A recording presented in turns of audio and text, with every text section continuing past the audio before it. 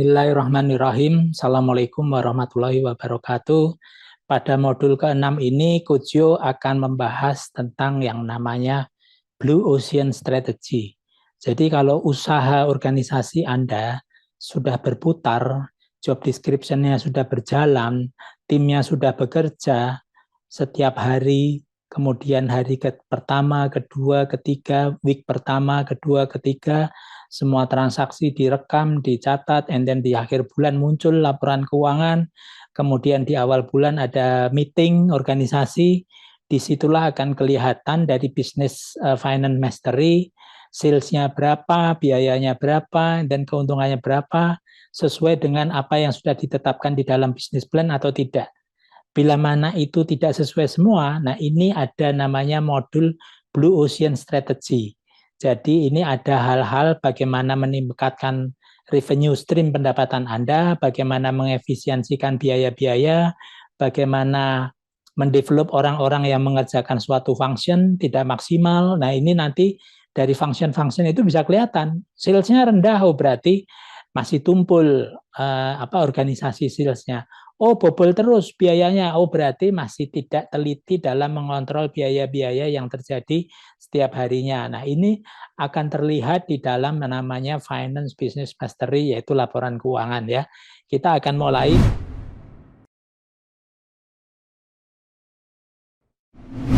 Nah, Kojo akan langsung mulai aja bagaimana penerapan Blue Ocean Strategy pada organisasi usaha Anda. Nah, ini pertama adalah strategi Blue Ocean versus Red Ocean. Nanti kita akan lihat alat-alat strategi Blue Ocean, canvas strategi dan framework 4 tindakan. 6 prinsip strategi Blue Ocean, memformulasikan strategi Blue Ocean, mengeksekusi strategi Blue Ocean. Nah, ini akan terlihat di sini ya, cepat aja. Blue Ocean strategi adalah menciptakan ruang pasar baru, membuat kompetisi menjadi tidak relevan, menciptakan dan menjangkau demand baru. Kalau Red Ocean bersaing dalam ruang pasar yang saat ini ada. Jadi ada pertempuran, ada battle, makanya dikasih warna merah, bisa kita menang, bisa kita kalah, bisa kita berdarah-darah. Menaklukkan kompetisi, mengeksploitasi existing brand. Nah, ini adalah perbedaannya ya antara blue dan red ya. Kemudian strategi canvas. Apa sih strategi canvas? Alat-alat Blue Ocean mendiagnosis untuk membangun strategi Blue Ocean. Alat ini menangkap current state of play, memungkinkan Anda untuk memahami arah persaingan dalam industri, faktor-faktor yang sedang dipersaingkan, apa yang diterima konsumen dari penawaran kompetitif yang ada di pasaran. Nah, framework-nya ada 4. Mengeliminasi, meningkatkan, mengurangi, menciptakan. Meningkatkan tentunya meningkatkan revenue ya. Menciptakan sebuah ceruk pasar baru. Mengeliminasi itu adalah cost-cost yang tidak perlu, and then produk-produk yang sudah usang atau seperti apa bisa jadi, atau mengurangi range produk kita yang sudah nggak bisa dijual atau apa, itu bagian daripada Blue Ocean Strategy. Nah, mengeliminasi contohnya ini ya, apa yang taken for granted namun sebenarnya bisa dieliminasi, faktor-faktor apa yang sebaiknya dikurangi jauh di bawah standar industri, meningkatkan apa yang sebaiknya ditingkatkan jauh di atas standar industri. Menciptakan adalah ciptakan yang belum ditawarkan oleh industri. Ini adalah strategi Blue Ocean ya. Jadi penting sekali. Contoh penerapan framework 4 tindakan ini, kasus Cirque du Soleil, perusahaan sirkus ya, mengeliminasi bintang pertunjukan binatang, itu udah nggak ini lagi, mengurangi fun dan humor, atraksi yang mendebarkan dan berbahaya. Nah, menciptakan apa? Tema baru, refine environment, multiple production, artistic, musik, and dance, and then unique venue-nya seperti apa, nah itu perlu dipikirkan.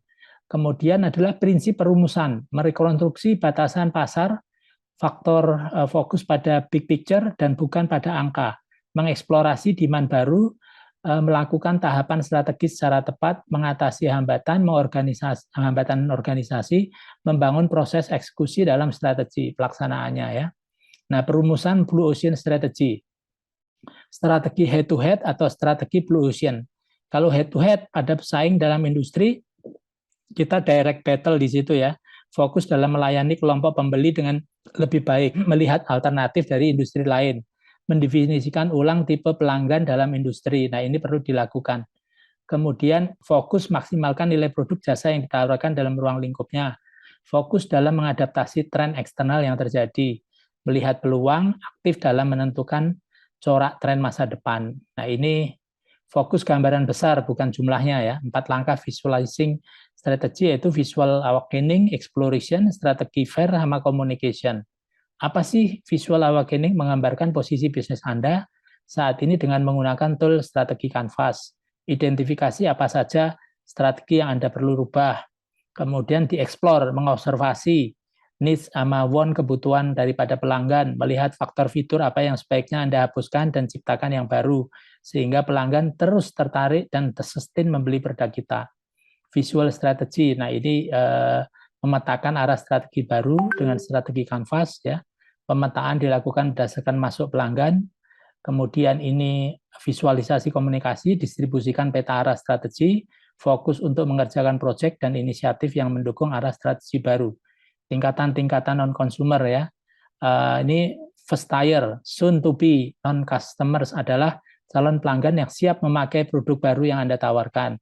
Second tier adalah yang secara sadar melawan tawaran Anda. Third tier adalah unexplored, non-customer adalah pelanggan yang belum tereksploitasi. Nah, ini harus diidentifikasi ya, tentunya supaya kita bisa memperlebar market share kita atau ceruk pasar kita.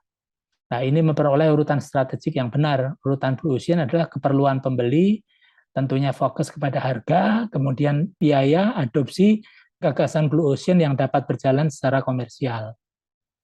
Implementasinya seperti apa? Mengatasi halangan utama organisasi, halangan kognitif, sumber daya, halangan politik, halangan motivasional. Ini harus kita identifikasi. Kalau status quo kognitif apa? Bertemu dengan pelanggan yang tidak puas. Halangan sumber daya, orang-orang kita belum sanggup. Nah, itu kita perlu apa yang kita harus lakukan? Halangan motivasi. Nah, itu adalah menempatkan key player sebagai change agent. Halangan politisnya, mengamankan dukungan dan komitmen top management, menumbuhkan para supporter dan menyingkirkan para penentang.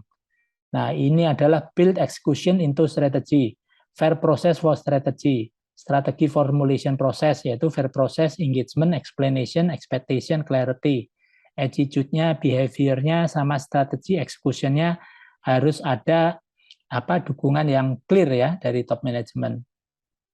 Saya pikir Blue Ocean adalah itu, simple sedikit, tetapi harus detail membuat konsepnya dan detail di dalam mengeksekusinya. Dan jangan pernah lupa kita harus melakukan riset pasar terkait needs sama want daripada pelanggan. Begitu aja yang saya sampaikan terkait konsep Blue Ocean Strategy. Bila mana belum clear, kita bisa diskusikan di coaching sesi. Terima kasih. Wassalamualaikum warahmatullahi wabarakatuh.